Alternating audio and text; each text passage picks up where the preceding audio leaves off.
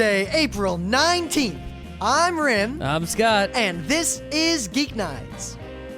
Tonight, we ramble a bit about taxes, particularly income taxes, in the United States of America, because they're so awesome.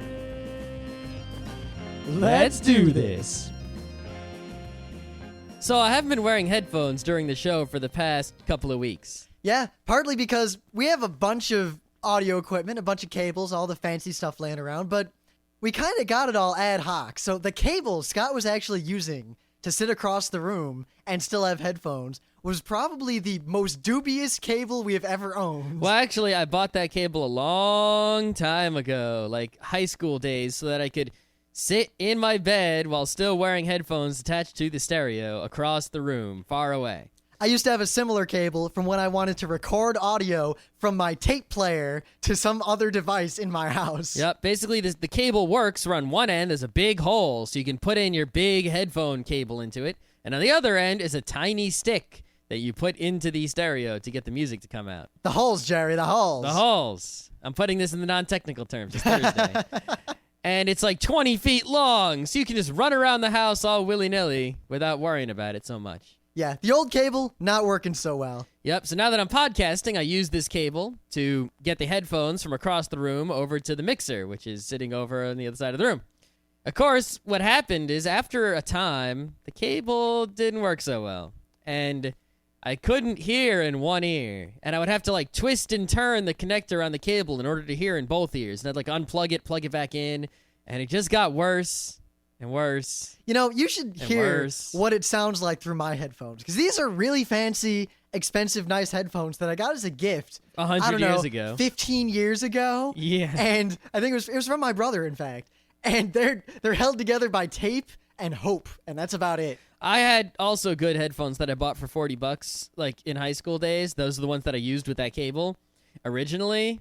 But they were the kind that had foam, not the foam that has like leather around it, just the foam like on the ear parts. And over time, that foam got nasty and disintegrated and bad stuff. Yep, they would always and there was nothing I could do about it. It would always kind of rub off of those things into little horrible balls that stuck to everything. Yep, so I threw those out, and even though they were really good when they were new. Yep. And now I have these $20 shitty Radio Shacks where there's separate volume controls for each ear, which is actually sometimes useful. I wouldn't expect. Yeah, surprisingly. Basically, they're crap, but they work well enough. Yep. Meanwhile, mine are awesome, but they barely work. So I don't know which one of us is in a better situation. I don't know either, but I went to Radio Shack today because it's next to the grocery, and I bought a new cable, the same kind of cable, only new, and it works. And now I can hear again and can tolerate wearing these headphones again. Yep. Semi-randomly, though, the Radio Shack moved everything around, and they had a little flexible microphone arm.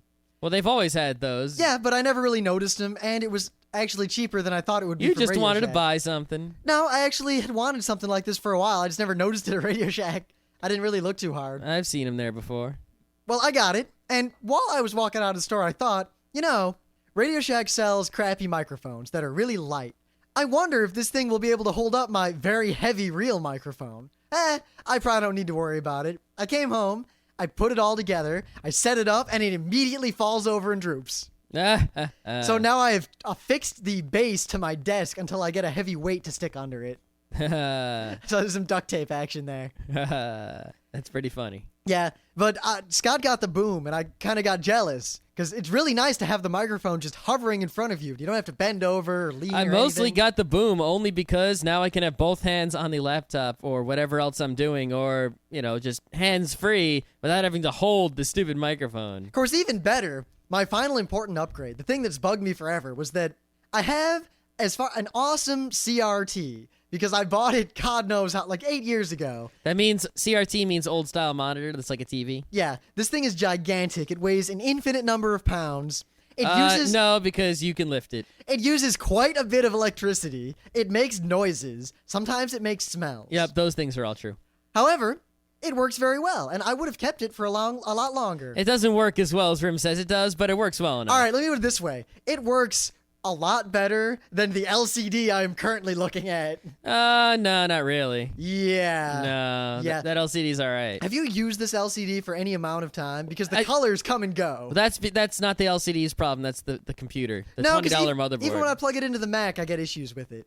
Really? I didn't have issues when we were using it at Katsucon. I had no problems with it. I thought it was great. I had to keep angling it because sometimes the contrast would just go buggy for a while. I think you got a problem. Nah. I didn't have that problem. But anyway. Yeah, the thing's also just ugly and not the greatest thing. It is an ugly, but cheap anyway, LCD. Little known fact that one of the things I learned about audio early on.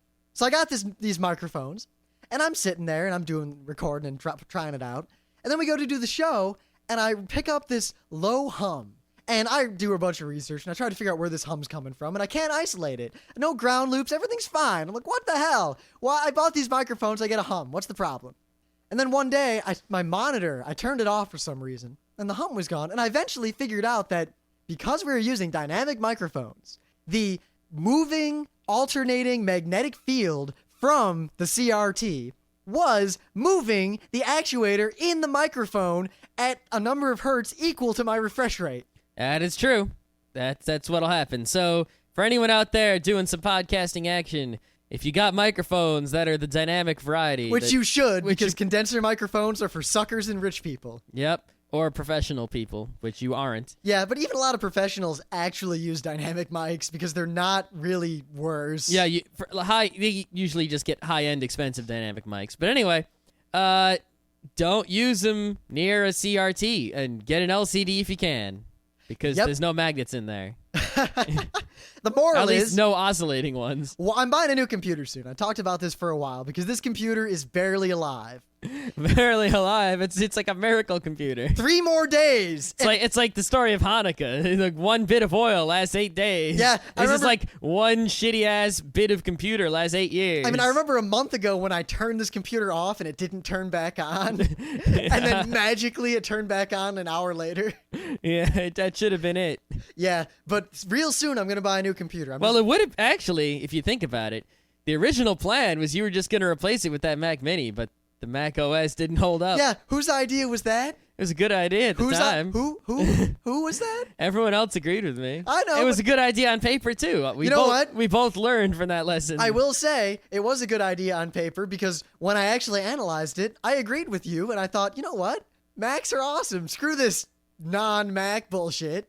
Well, at least, I considered everything you did, and I looked at the piece of paper and it said, hey, everything RIM does, the Mac does. What we didn't know is the Mac did it shitty. Well, the thing is, the Mac would have been fine if I was also willing to pay for the requisite audio software as opposed to using the free things that don't work so well. Ah, true. Also, the fact that the thing is, you technically paid for the GarageBand. That's not free. Yeah, but that's iLife that you pay for it in the price of the machine. Yeah, I had words about GarageBand. Yeah. I think people remember that 2-week stint where I did nothing but bitch about it. Yep. But I realized that LCD prices haven't come down in several months. So I'm going to buy a gigantic widescreen LCD tonight, and it'll get here probably Monday. And so long, CRT. Yep. I bought a lot of stuff recently, too, and I'm buying some more stuff, and I'll probably tell you all about the things I am buying next week. God, I'm buying this DS Lite and this monitor. You bought that awesome laptop, and now the laptop stuff.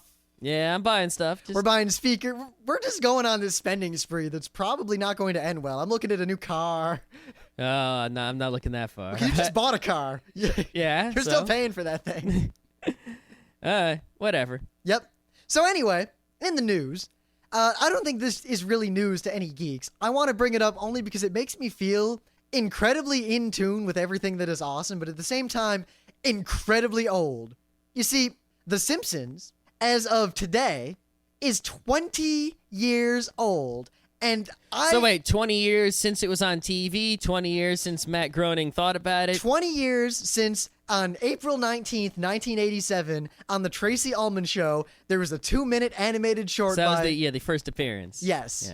And I saw that on TV with my family. My family loved the Tracy Ullman Show. I often would stay up and watch it. And I watched every episode of The Simpsons from 1987 until when I went to college and gave up TV. Think about this, right? The Simpsons were on when I was in elementary school.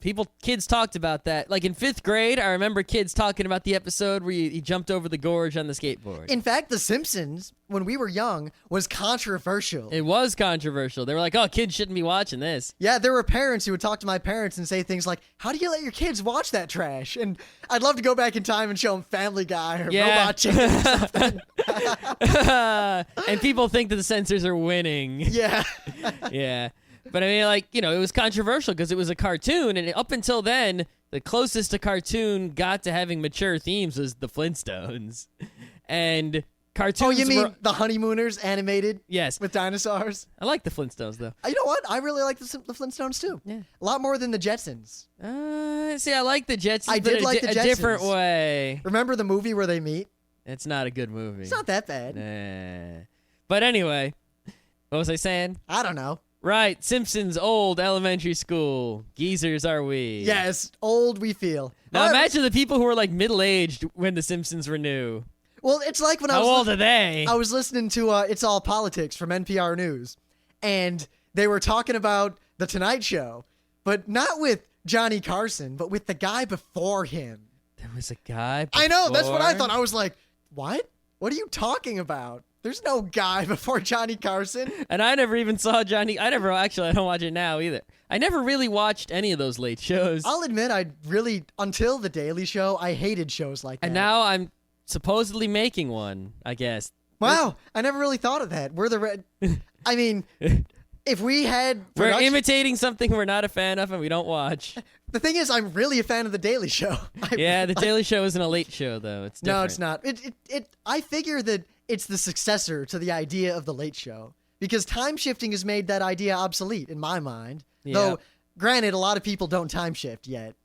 It's people who were middle-aged when The Simpsons came out. I can't don't time imagine that. shift. I can't imagine scheduling my life or having to worry about when some form of entertainment I wanted to see was available to me. Yep. All right, so I got a tech news, but it can't wait until Monday, so I'm going to give it to you nice and easy. Yep, this is some pretty good news. This is some big news. It's all over. You can't possibly miss this unless you are completely detached from all internets. Nah. The new version of Ubuntu, Ubuntu. the Feisty Fawn, is out. It's Feisty. It's not a beta. Fawn. It's not an alpha. It's the real deal. You can go and get it right now.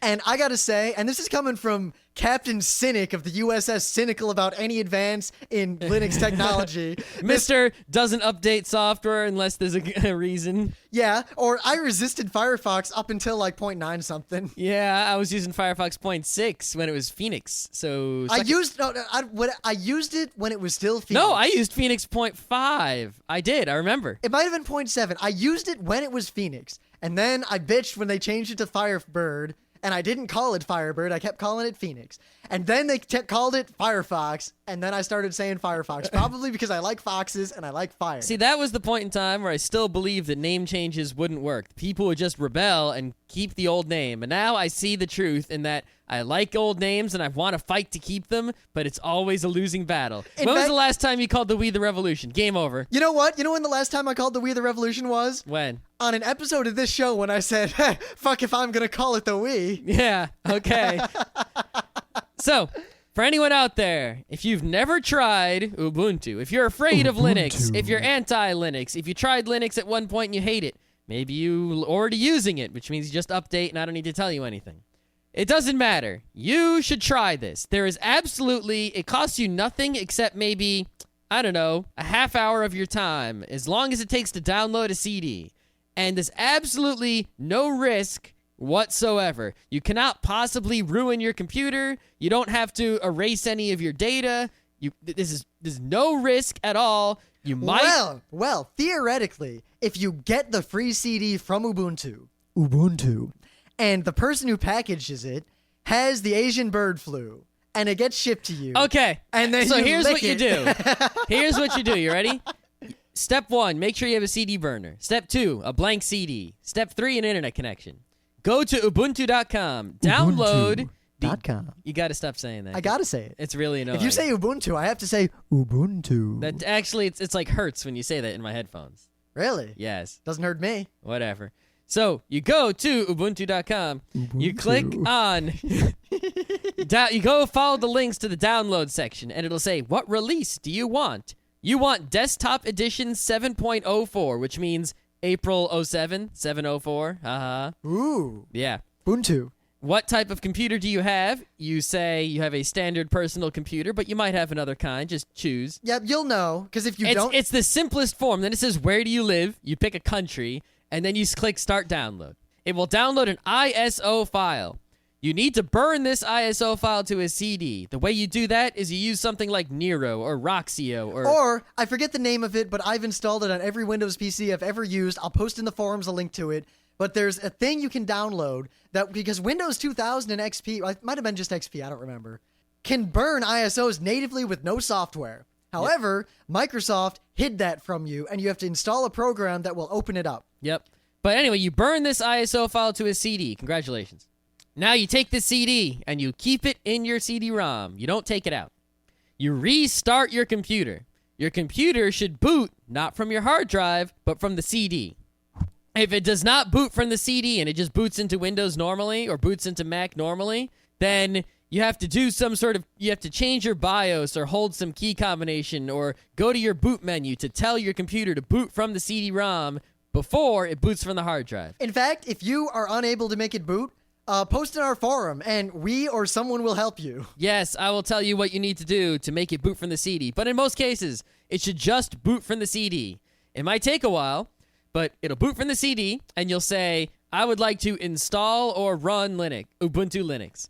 And don't worry, it's not going to install yet. It'll just run. And it'll run, and it'll boot Ubuntu Linux from the CD. It won't write or read any data from your hard drive at all. None of your Windows data will be touched. You can try Ubuntu Linux completely risk-free to see what it's all about and not have to worry about anything. And when you don't want to use it anymore, just shut down the computer and take the CD out, and you'll be back to Windows like Linux was never there. You have no excuse not to try this so that you can actually discuss it intelligently and with experience. You don't have to like it. You don't have to switch to it and erase your Windows and install Linux, but you have to try it because there's no reason not to at this point. And this is the best Linux ever for desktops. Do it now. What are you still listening to this for? Well, I guess you could listen and install at the same time. Ubuntu.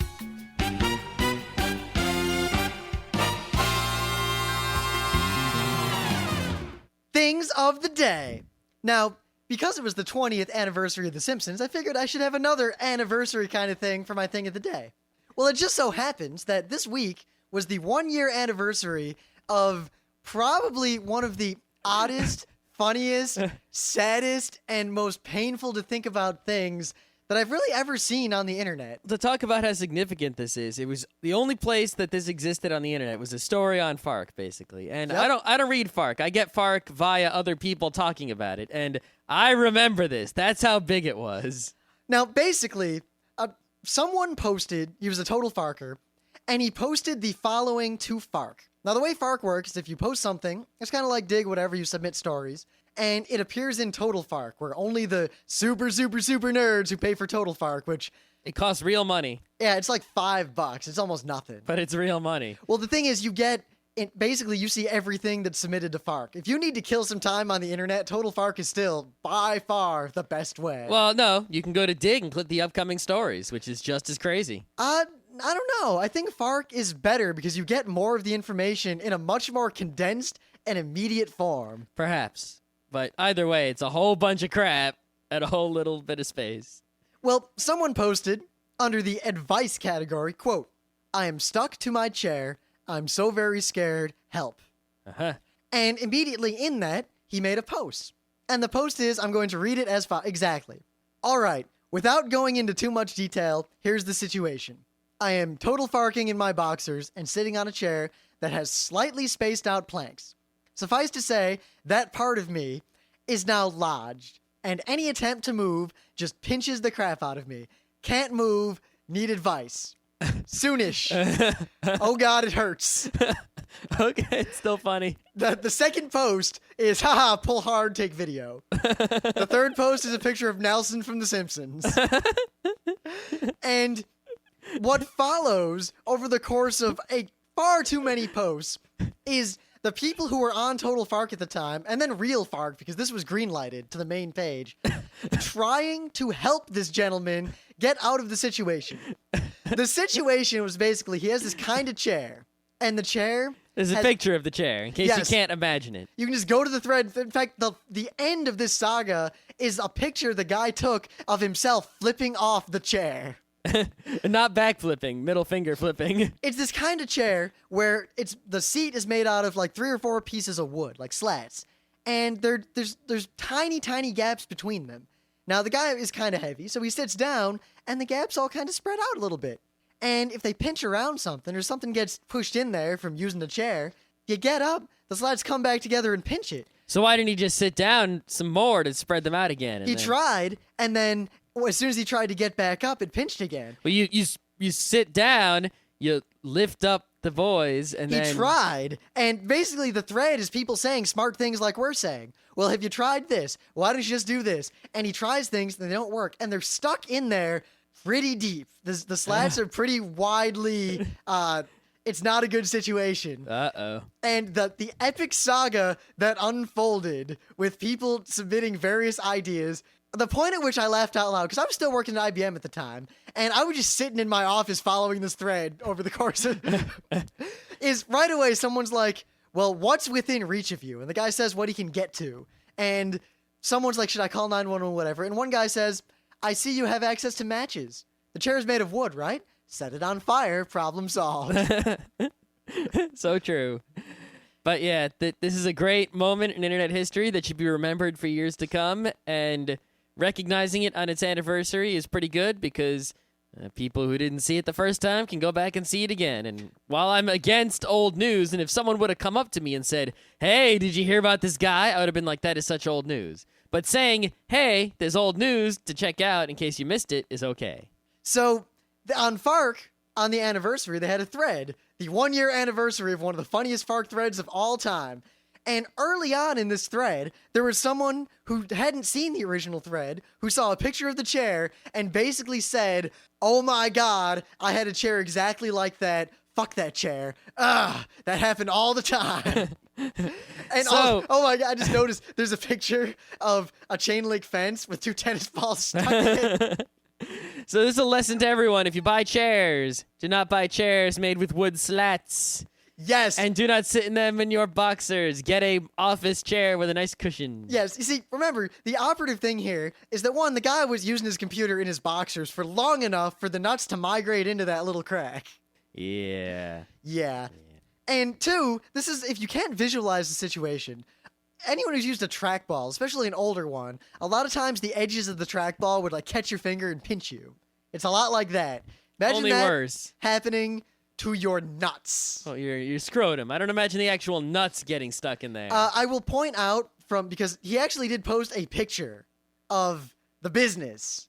And they were in there a little deeper than you might have thought. Now, it wasn't like the worst possible situation where imagine if the nuts were somehow beneath entirely and inside was just the Well, I could separated... imagine that maybe some like the connecting tubes would have been stuck. That could have been bad. Yeah.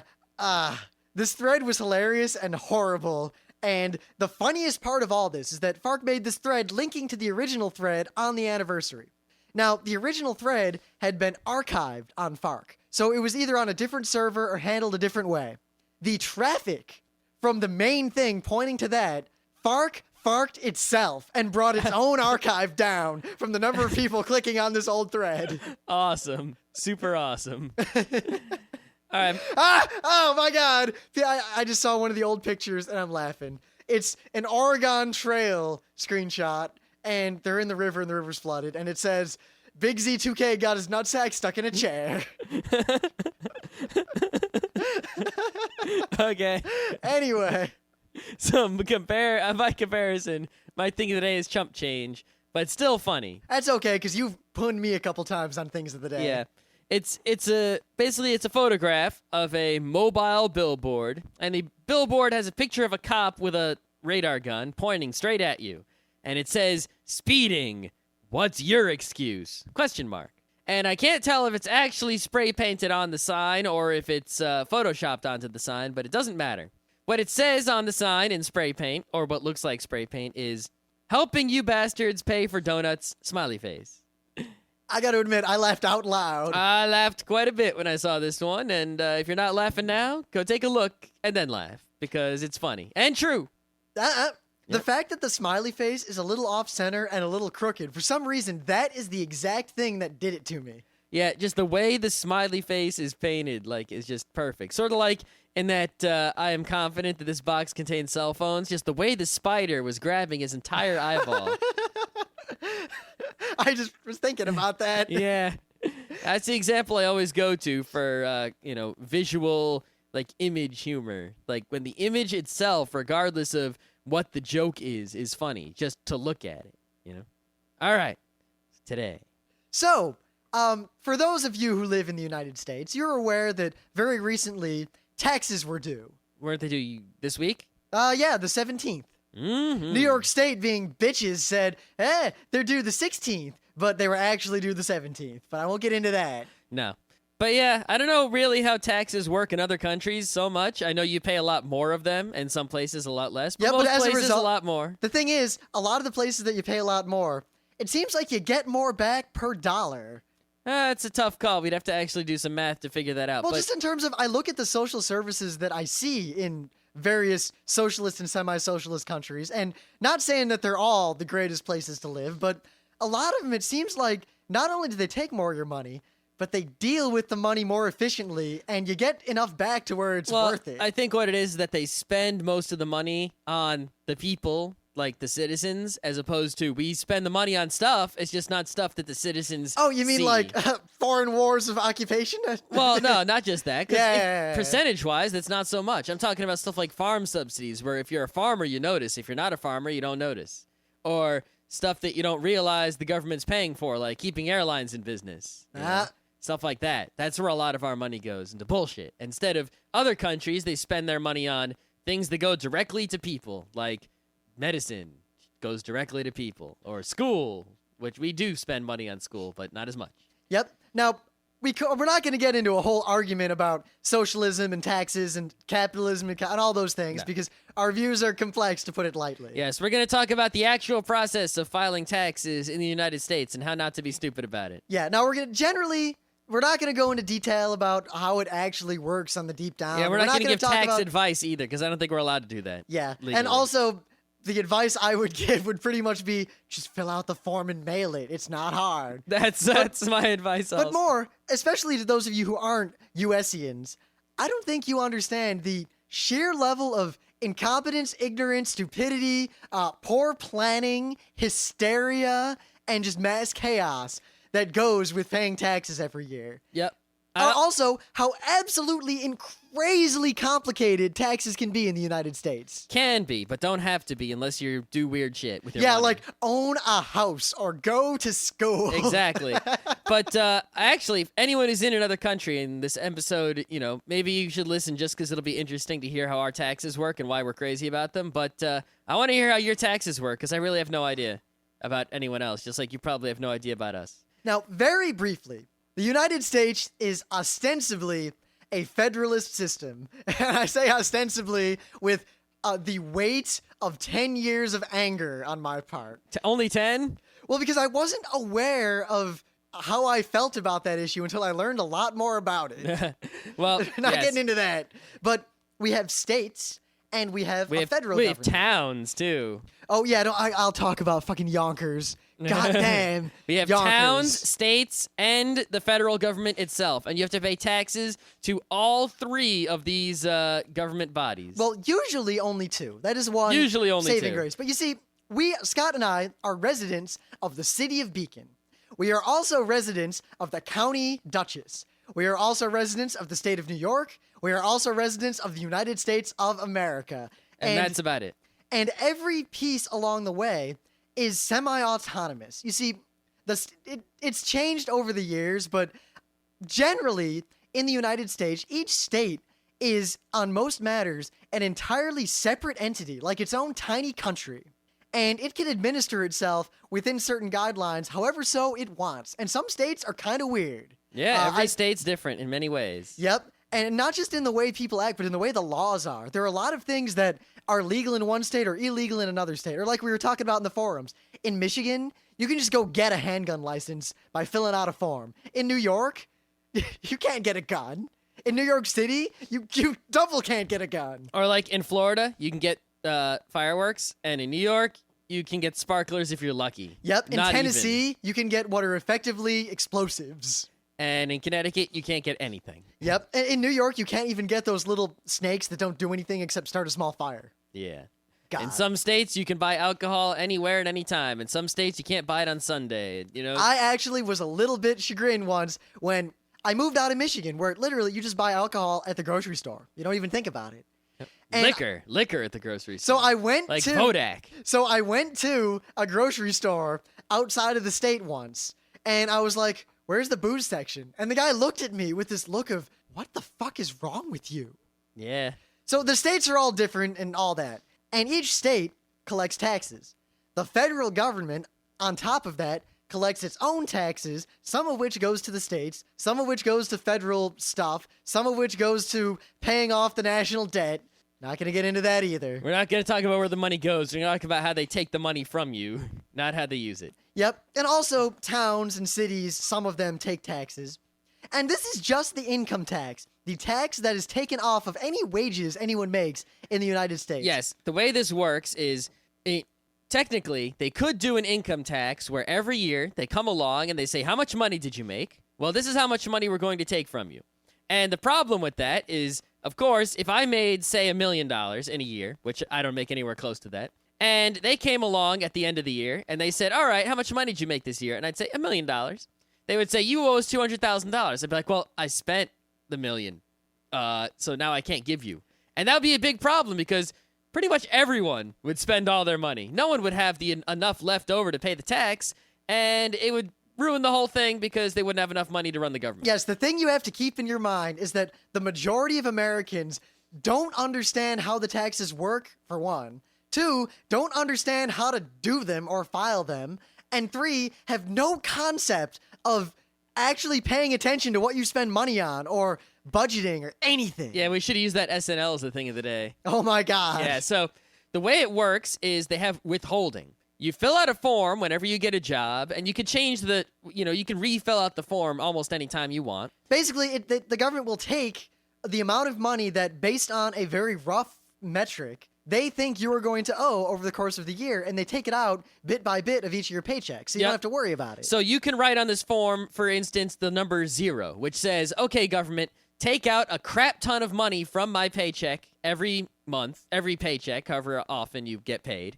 And the government will take money before it even gets into your hands. Your employer is going to pay you, right? Whoever hires you to do your work. And instead of giving you all the money in your salary, they just give you most of it, and they give another bit to the government. And every paycheck, they keep giving more to the government. The government holds on to it. Yep. Now, the problem here is that the way you determine, unless you do it the complicated way, Yeah. we got to go real briefly over this. I don't want to get a lot simpler than what the course we're on now. Yep. But basically, you tell the government about how much they should take out, and they take that out. All right, no big deal. But if we're already paying it automatically, how come there's this big taxes time every year? The answer is the government always either takes too much or too little. And if they take too much, then you have to fill out a whole bunch of paperwork to get them to give the extra you paid back. And they don't It's give you any mostly interest on it. because the government isn't taking away from you the exact right amount. That's so difficult. It requires so much math to figure out the exact right amount the government should take from you. And then if you get a raise, or then if you do anything weird, it's like such a pain in the ass. So you tell the government kind of how much to take away from you automatically, and they take it and they hold on to it and they invest it, I hope, wisely, to get interest money on it. And the government uses that to do stuff. And then once a year, you actually sit down and do a bunch of math to figure out how much, of all the things you did in the previous year, from January to December, how much should the government really have taken from you? And then you take that number, and you take the amount of money that you actually gave to them, and you figure out whether you owe the government more money or whether they got to give you some money back. Now, here's the best part. If they owe you a bunch of money, you have to fill out all this paperwork, and then they send it to you without any interest. So you lost out on the opportunity to use that money for other things. Yes, you don't want to get a lot of money back. A lot of people are like, hooray, I got a bunch of money back. Well, that's because they're stupid. That's because you're stupid. If you're basically let the government hold, let's say I get $1,000 back. It's giving someone an interest-free loan. Yeah, it's like, that would be the same as if I lent Rim $1,000, and then later he gave me back $1,000. Usually when you loan someone money, they pay interest on it. So I would loan Rim $1,000, and then when he paid it back a year later, he'd give me $1,100. Why, Scott, are you familiar with our state's usury laws? Not really. Well, forget I said anything. Okay. No. But if you don't pay enough, if they don't take enough out, then not only do you have to pay it all back at the end of the year, but if you're off by more than a little bit and you owe more than some small amount of money, they actually penalize you and make you pay a fine on top of that. Yeah, they will come, and the worst is if you do anything wrong, they'll come and get you again. Yes, in fact, now you have to fill out all these forms, and you have to keep everything you fill out for 3 years. And any time during those 3 years, the government, well, not the government, the IRS. But Yeah. not going to get into that either. No, we're not. It's But so basically, complicated here. what it comes down to is every year you have to figure out on paper or using computers or somehow how much money you actually owe the government. And you have to either pay the government the money you didn't pay, or they give back the money that they took extra, which you don't want either one of those. And if you had it perfect, you wouldn't owe them anything and they wouldn't owe you anything. If you had it perfect, you would owe them the exact amount, 1 cent short of having to pay a penalty. Oh, that's true. Yes. Yeah, then I forget where I was going. Right.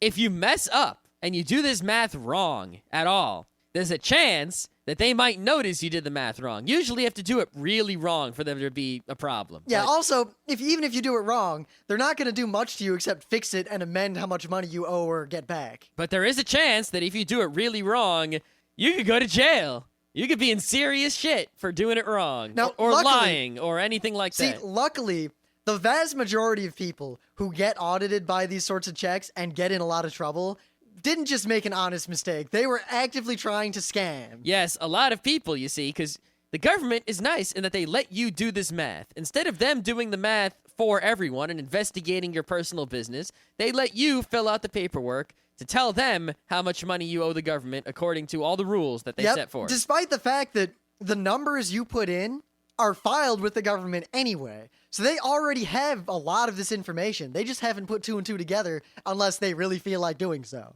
Yep. But yeah, if you lie a lot on purpose or try to get out of it, or try to get the government to give you back a bunch of money where you actually owe them money, or anything scammy or anything sleazy or anything like that, they'll come after you and put you in jail. And it kind of sucks. Now, even better, talk about how we had to pay federal taxes to the government and state taxes to our state government. Well, every state has its own tax laws and its own tax forms, and they're all completely different from one another and completely different from the federal one. Yep, so while everyone in the country does the same federal taxes with the same rules that change every year, though, but it's the same set of rules for everybody, every state has a different set of rules as well, and those rules change every year, and you basically have to keep taking this test every year to figure out something, and it keeps changing. Yeah, basically every year you go to the post office, or if you're on the government radar as being some sort of productive citizen, they'll mail you a gigantic book that tells you how to fill out your taxes. It's basically a textbook full of forms and full of instructions, and it's a mess. It says, like, all right, start here. Put this information here from the form that you got in the mail a few weeks ago. And all the forms have names like W-2, I-1040, something, something. And it's like they purposefully make it as obtuse as possible. They could just say, the name of the form, like the how much money you made form, the how much money you owe form. Well, here, think of this. They're like, the worst part is not only that, but some forms are optional. Some forms you can use if you want, but they're not as good at getting you more money back. And what it really comes down to is that the taxes are really, really simple to do in this country unless you're very rich. All you have to have or is doing something weird with your finances, like investing. But even if you do stuff like that, the only thing it takes out of you is time and intelligence. You have to sit down, read a bunch of instructions, follow the instructions. If you just go through the book, read everything, put every number in, and follow it from start to finish, in the end, your taxes will be 100% right as long as you were smart enough to read the instructions. And used a calculator. The problem is, the instructions are very long and very obtuse, at least to the average American, and a lot of people honestly don't understand the instructions. Yeah, I think that's just because they shouldn't have graduated high school. And here's the best part. Generally, not understanding the instructions or not knowing how to do the complex thing won't get you in trouble. In fact, it'll work just fine, and they encourage you to use the simpler methods. But the simpler you go, the less money you're going to get back, because now you're not filling out the forms to get the extra money the government technically owes you. Like for the federal, there's the form you fill out in the United States for the federal government is the 1040. That's your main federal tax form, and it's gigantic and long. And the thing is, the vast majority of it doesn't apply to most people. So It basically says, hey, did you do this weird thing with some capital gains? No. Did you do this weird thing? Did you buy like a boat? No. Did you do this weird thing? Did you invest in some company or buy a company or did you sell stock or something? No. And then you skip like big chunks at a time every time you say no. So they made a much simpler form called the 1040A, which you could fill out instead.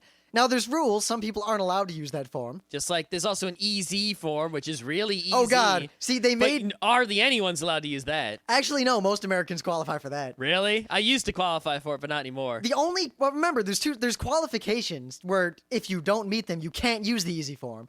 There's also, a lot of times you could use the easy form, but you shouldn't because you'll lose a lot of money. Yep. I could only use the easy form when I was making chump change in college and high school. As soon as I got a real job, I made too much money. I wasn't allowed to use the easy form anymore. Yep, I've never actually been able to use the easy form. Oh, the easy form is so easy. It's like, who cares if you're not getting the money back? It's so worth it just to have this one page. God. You write down how much money you made, but basically, you add like 2 things, you're done. The less apt or capable you are, or the less you are able to do, or just the dumber you are, or lazier, or any of that, the simpler forms you go, the more money you're going to end up paying to the U.S. government that actually you didn't really owe them, or you won't get credits you were supposed to get, or all sorts of things. Basically, you pay for laziness by not getting the most bang for your buck. Yep. Now, there is a way around this. There are people who, as a living, they will prepare your taxes for you. This is a many, many $million industry. Yes. The big names are like H&R Block and TurboTax, which is a computer software where H&R Block is a store that it's a temporary store. Like they open up these stores in like April and then they close them after April. But you go there and you bring all your paperwork with you and someone else will fill out your taxes for you. And supposedly they will fill them out in a way that gets you a lot more money back than you could figure out because they're experts and they know all the way to fill out taxes and they know this shit. And for the most part, I guess they do fill out the taxes faster than you would because they know what they're doing. They've done it 1,000 times. And they might do it better than you because they know things that you don't know. But then they charge you money. So I could go and do it myself, and maybe I'd get $200 back from the government. I can go have them do it, and I'll get $400 back from the government, but then I'll have to give $200 to the guy who just filled out the forms for me. So you end up not making anything.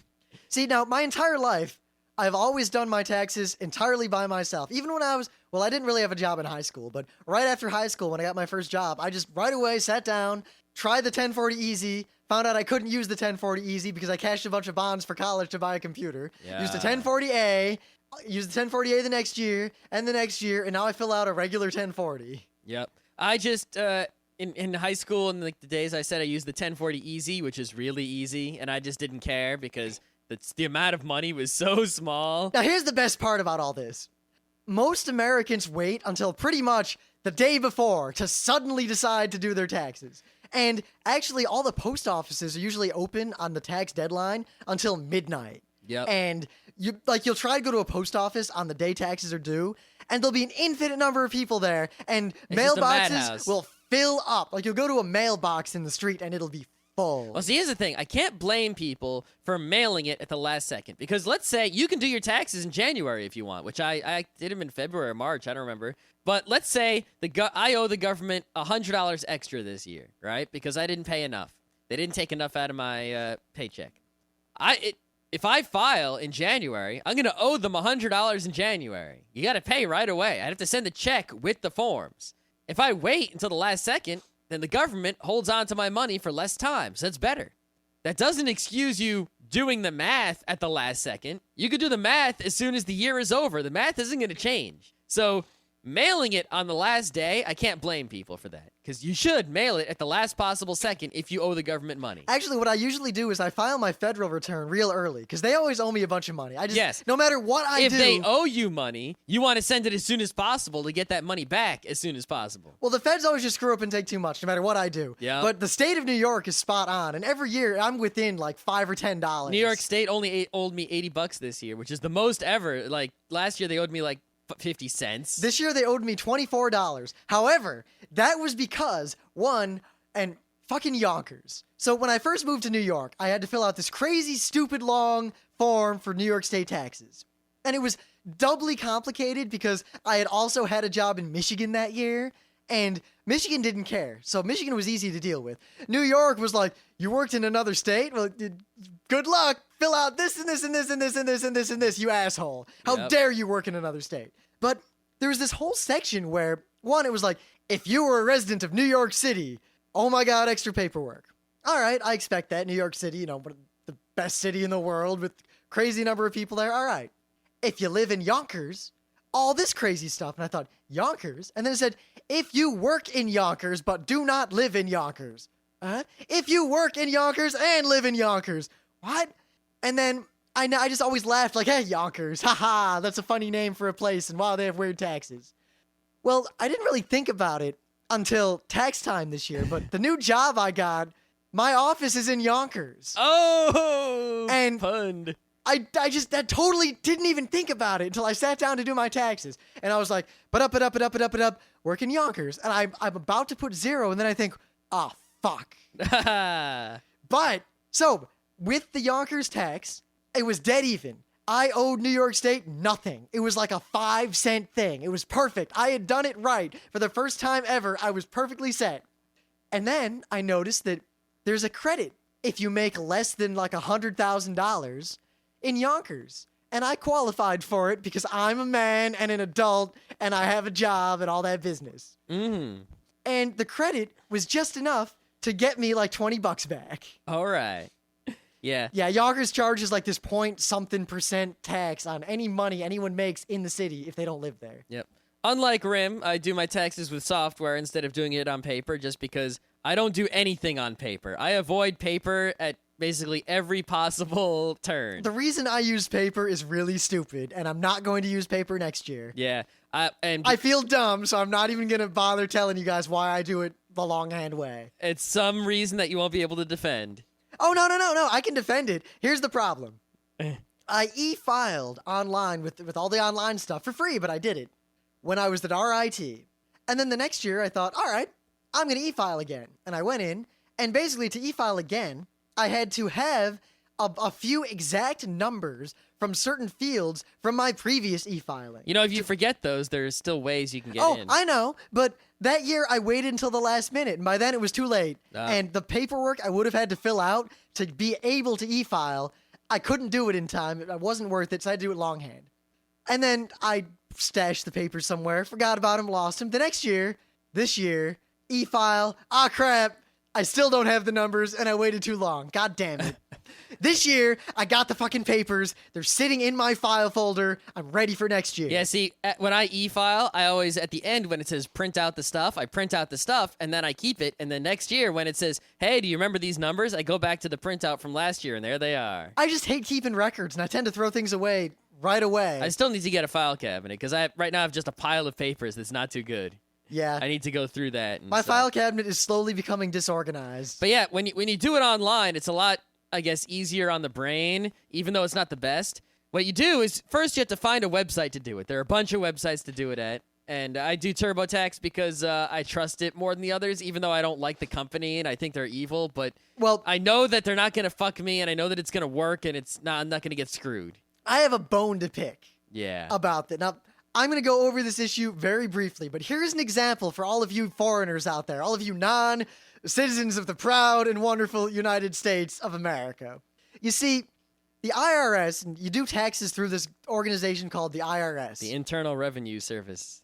And they set up e-file where you can file electronically because, one, they save a lot of money. So basically, our tax dollars become more efficient if they do it electronically. Because the IRS costs money to run, and the more money we spend running the IRS, basically tax money is lost. But this saves money because now there's no way. I mean, you don't have to hire people to sit there, look at some asshole's handwritten form, figure out whether that's a 4 or a 9, and type it all in. Yep, you don't have to print as many books. You don't. It saves a lot of money to do things electronically. So, all right, the government obviously says, well, it has to be free to e-file because otherwise that's not cool and all this business. So, all right, the IRS is going to set up a way where you can just e-file and it'll be great.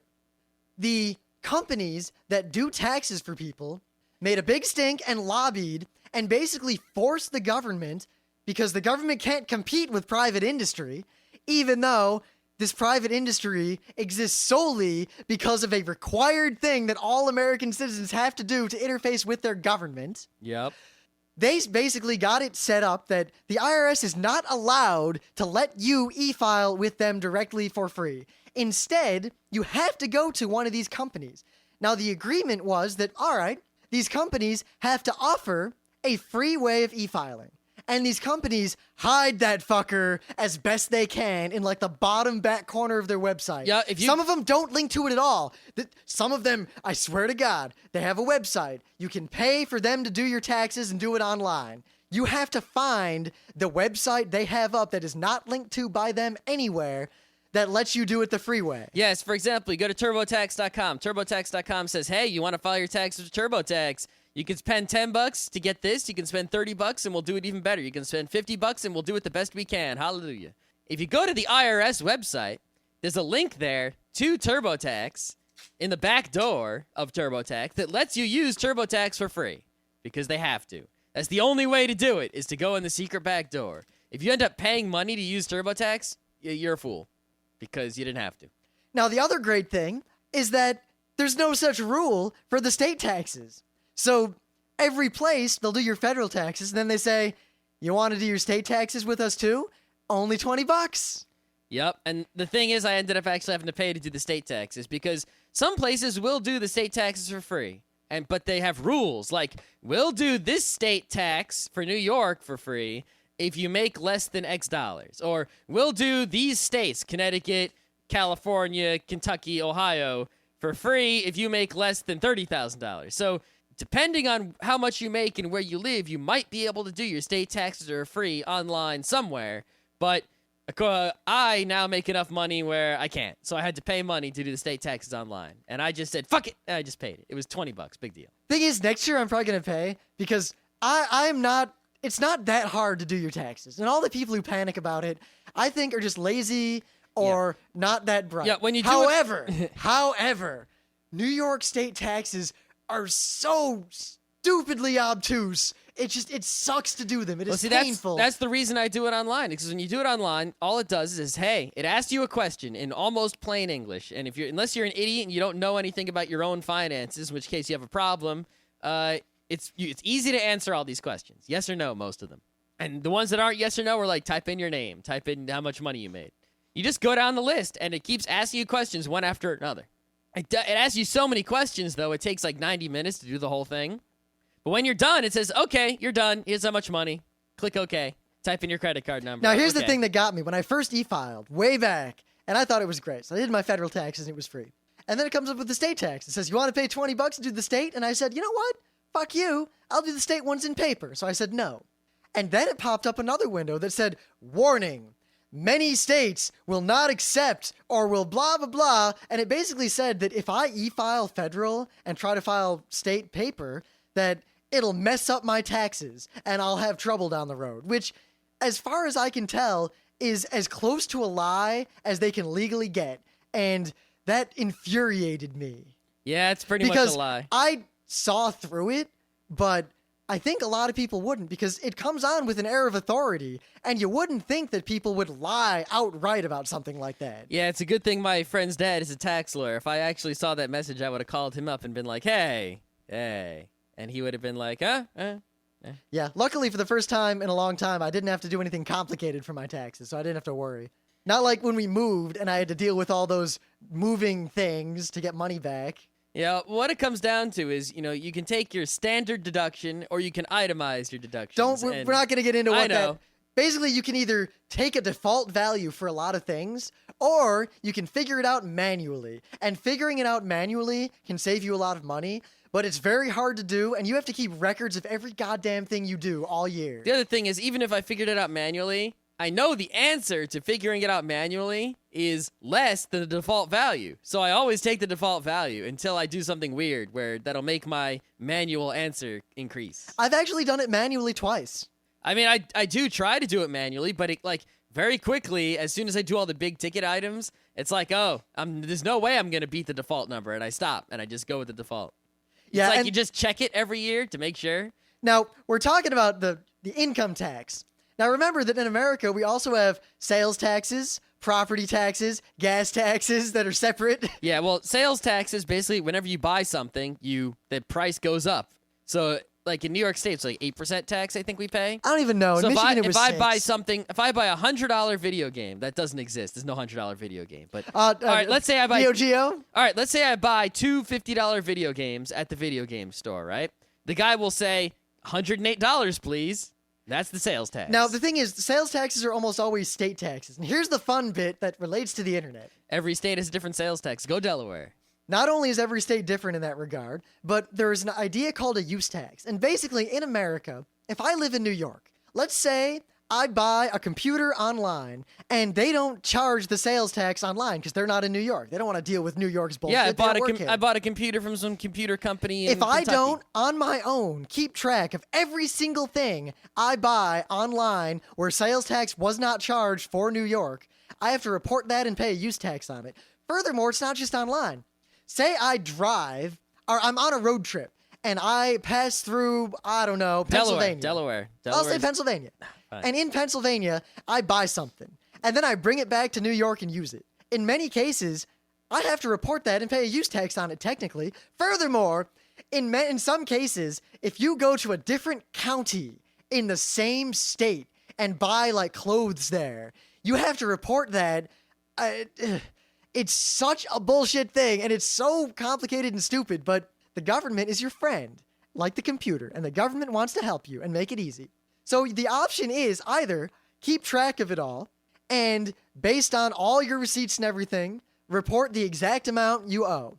Or there's a handy-dandy chart you can look at to guess what you should owe. And it's probably more than what you do owe, but you're always safe picking that option as opposed to doing it manually. I always pick that option because it's always less than what I do owe because I buy a lot of shit online. But here's the thing, if it's actually less, then you can get audited and fucked. I know, but whatever. Yeah, it's basically a, hey, if you pay us $20 to $100, depending on how much money you make and all these other factors, you're a lot less likely to get audited on all that shit you bought on the internet. Yeah. The thing is, I'm not actually sure if it's less or not. I've never actually bothered to figure it out. The thing is, I just keep paying the estimate every year. I'll be honest, I pay the estimate because I don't want to get in trouble. And two, I honestly don't keep track. I'm not trying to scam.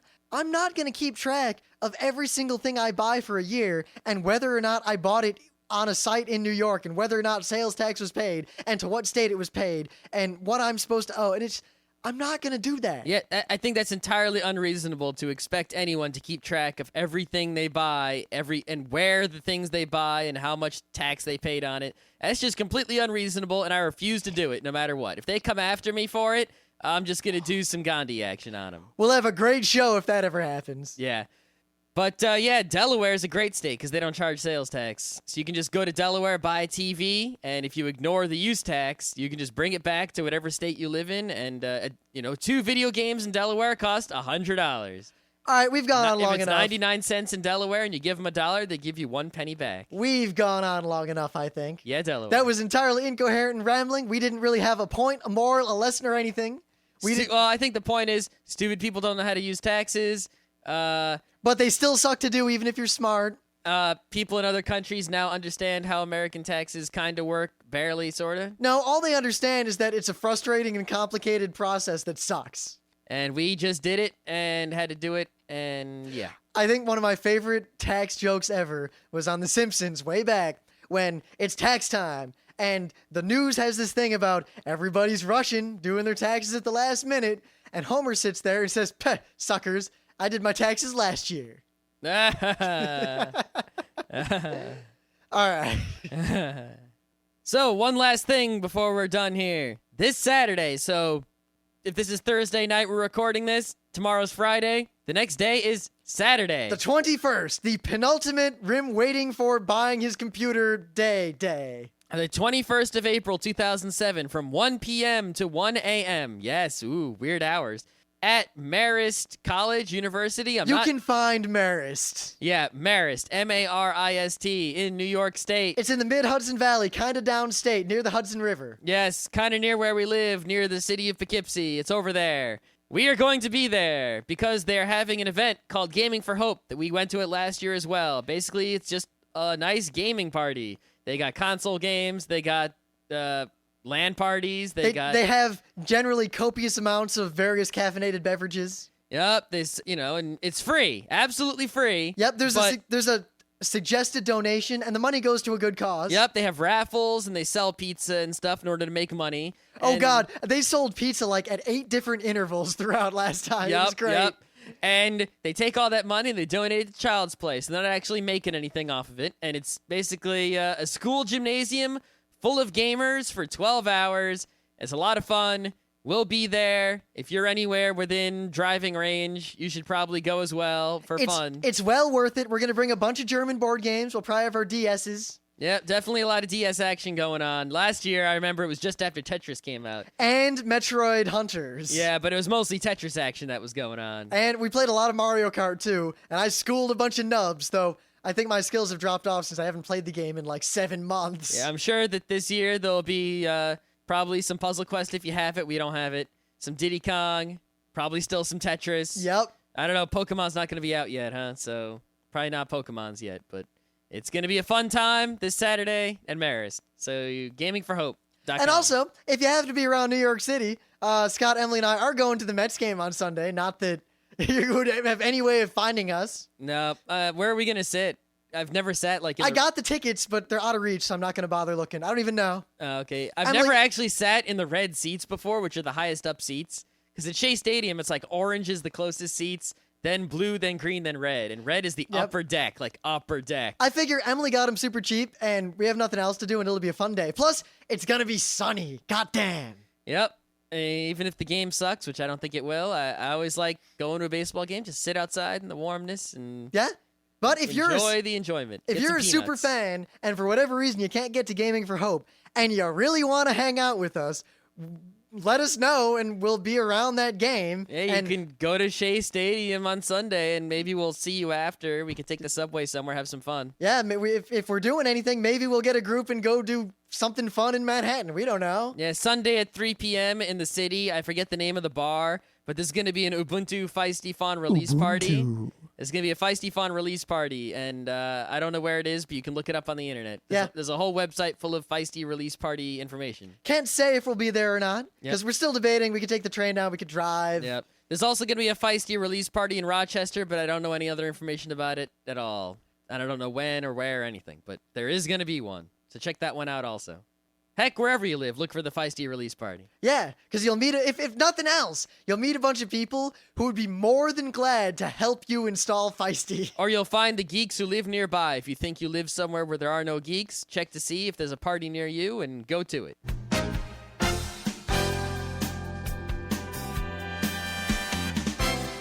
This has been Geeknights with Rim and Scott. Special thanks to DJ Pretzel for the opening music. Be sure to visit our website at www.frontrowcrew.com, where you'll find show notes, links, our awesome forum, a link to our Frapper map, and links to all the RSS feeds. We say feeds plural because Geeknights airs 4 nights a week, covering 4 different brands of geekery. Mondays are science and technology. Tuesdays, we have video games, board games, and RPGs. Wednesdays are anime, manga, comic nights. And Thursdays are the catch-alls for various rants and tomfoolery. You can send us feedback by email to geeknights@frontrowcrew.com. Or you can send audio feedback via Odeo. just click the link that says Send Me an Audio on the right side of our website. If you like what you hear, you can catch the last 100 episodes in iTunes or in your favorite podcatcher. For the complete archives, visit the website, which has everything. Geeknights is distributed under a Creative Commons Attribution Non-Commercial Share-alike 2.5 license. This means you can do whatever you want with it as long as you give us credit, don't make money, and share it in kind. Geeknights is recorded live with no studio and no audience. But unlike those other late shows, it's actually recorded at night.